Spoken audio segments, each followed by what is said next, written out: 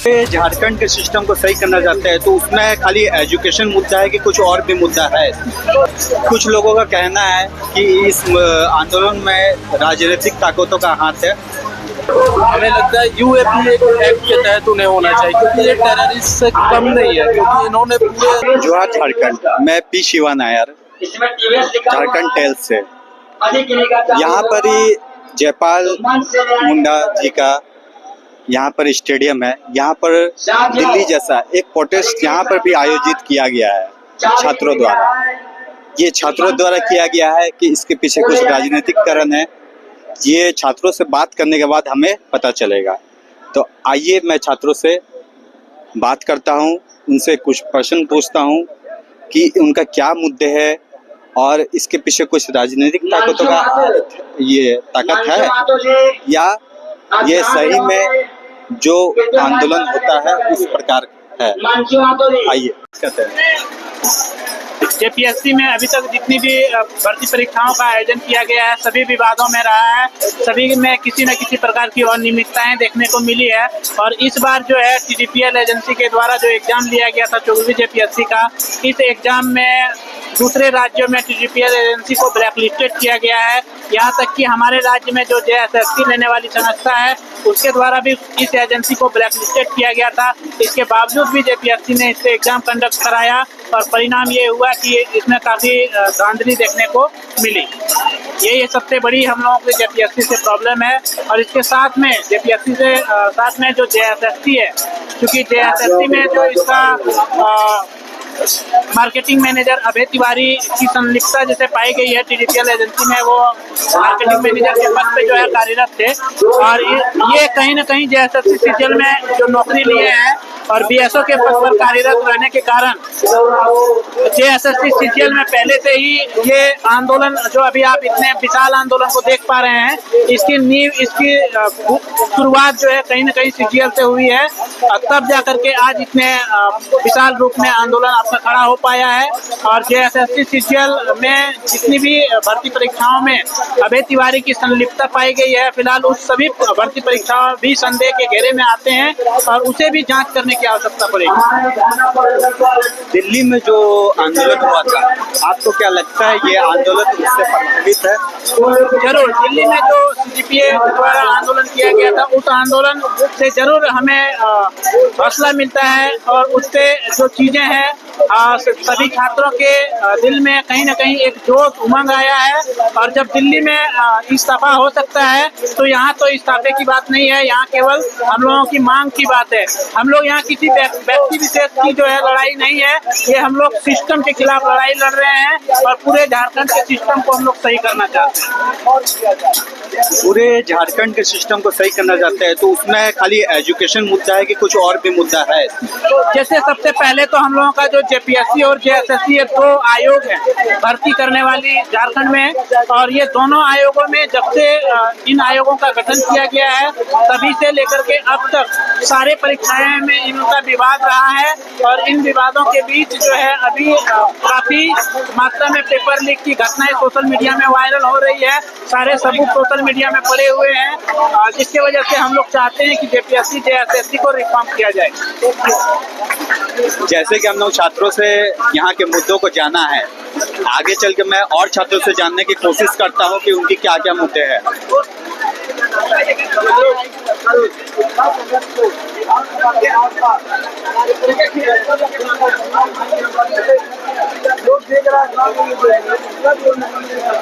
मैं झारखंड टेल से हूँ, आपका परिचय दीजिए। मेरा नाम अभिषेक है और मैं धनबाद से। अच्छा, आपके यहाँ क्या मुद्दे हैं और जेपीएससी से आपको क्या दिक्कत है? मुद्दे तो क्लियर है। जिस दिन से प्रोटेस्ट चल रहा है और हमारे डिमांड्स जो है वो क्लियर है और शायद सभी को ये बात पता ही होगा। बेसिकली यहाँ पे गवर्नमेंट और जो एजेंसी है, यहाँ पे झारखंड में जो रैम्पेंट करप्शन है और स्कैम, ये हम लोग पेपर लीक नहीं बोल सकते, लीक तो एक मतलब उसके अंडर आता है, स्कैम के अंडर। यहाँ पे एक स्कैम हो रहा है।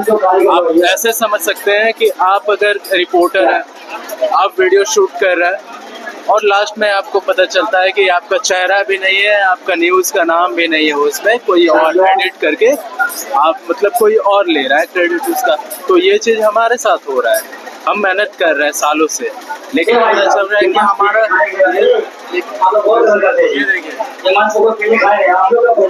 ये हमें पिटिशन वगैरह दिया, ये इसमें मार्क्स है, मार्क्स नहीं क्वेश्चन है। तो ये 196 में मेरा 144 है, स्टिल मतलब नॉट सेलेक्टेड, मतलब इतने हाई कट ऑफ वगैरह। तो हमने तो पहले पिटिशन डाला कि आप जो कट ऑफ मार्क है उसे डिस्क्लोज, वो सब नहीं हुआ। लेकिन बाद में पता चला कि यहाँ पे बहुत बड़ा स्कैम हो रखा है, करप्शन है, और जो डेमोग्राफिक डिविडेंड है हम लोगों का, और ये जो ह्यूमन कैपिटल, देखिए यहाँ पे सभी स्टूडेंट जो है ना वो आपको 22 से लेकर 35 के बीच होंगे, जो कि एक कंट्री का डेमोग्राफिक डिविडेंड और ह्यूमन कैपिटल से हम लोग।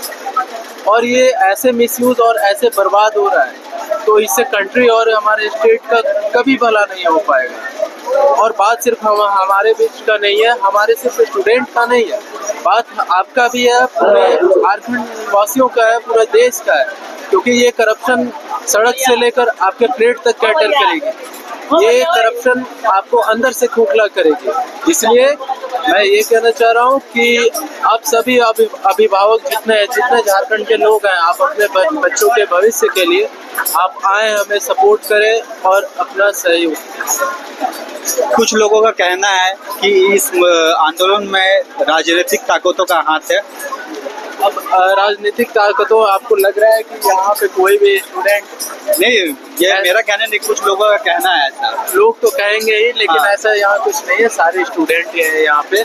और आप देखेंगे कि सबके पास एडमिट कार्ड होगा और सबके पास ये दो ही मुद्दे हैं कि जैसी मतलब जो हमारे डिमांड्स है JSSC को लेकर, JPSC को लेकर, और विगत जितने भी एग्जाम में धांधली हुई है उन्हें रद्द करें। एक जांच कमेटी CBI का डिमांड हम लोग कर रहे हैं।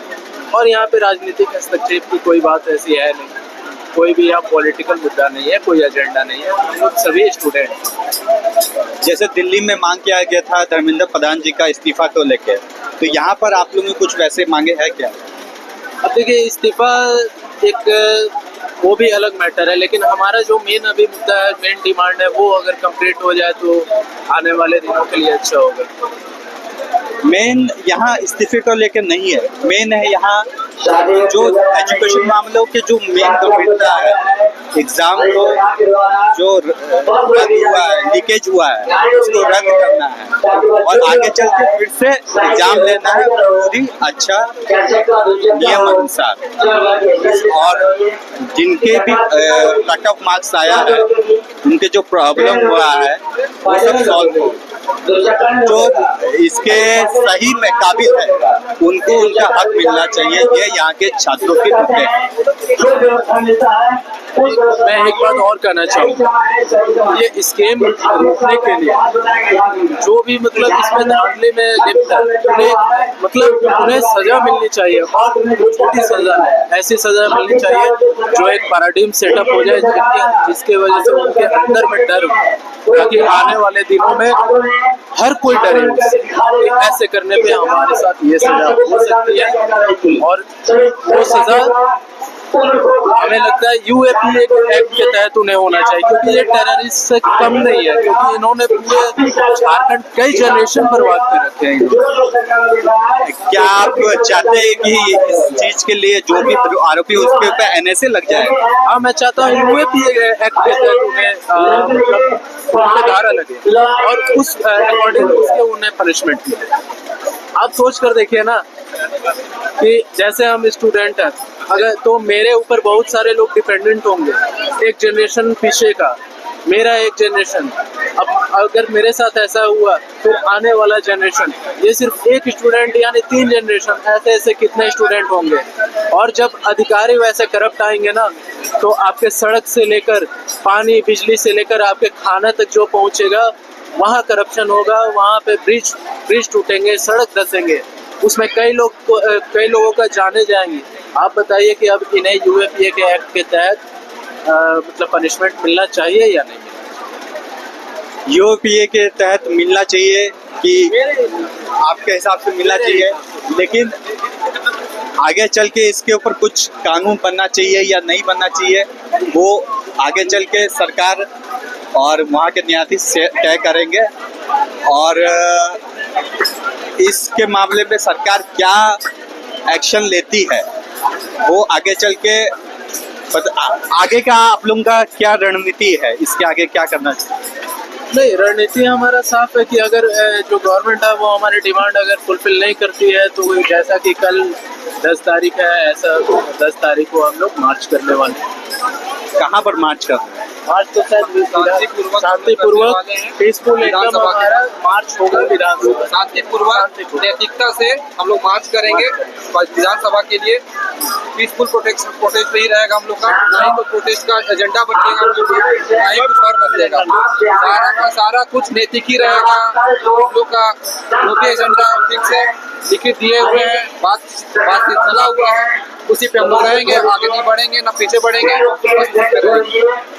आपने एग्जाम दिया है क्या? मैंने एग्जाम नहीं दिया, मैं एक यूपीएससी स्टूडेंट हूँ।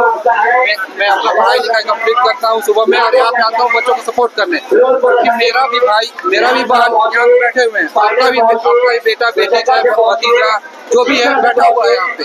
आज जो फ्यूचर खराब होगा तो आज के बाद नेक्स्ट फ्यूचर आने वाला भी खराब ही होगा, क्योंकि गलत लोग जाएंगे सिस्टम में तो गलत ही करेंगे, ना कि अच्छा करेंगे। वो सिस्टम जब खराब होगा तो हर एक चीज खराब होगा, ना कि आप भी जानते हैं सब सिस्टम जब खराब होता है तो धीरे धीरे खत्म हो जाता है सारा कुछ।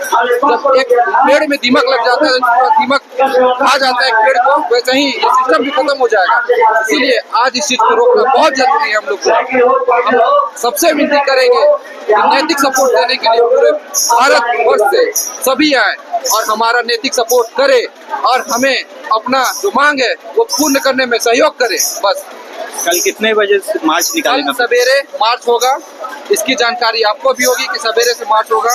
कितने बजे? यही 8-10 बजे के करीब से होगा। तो जैसे कि आप लोग देख रहे हैं कि कल सुबह 8 बजे से 10 बजे के बीच में मार्च निकलेगा, शांतिपूर्वक वाहन से निकलेगा विधानसभा के लिए। तो कल हम लोग यहाँ पर पहुँचेंगे और मार्च को कवरेज करेंगे।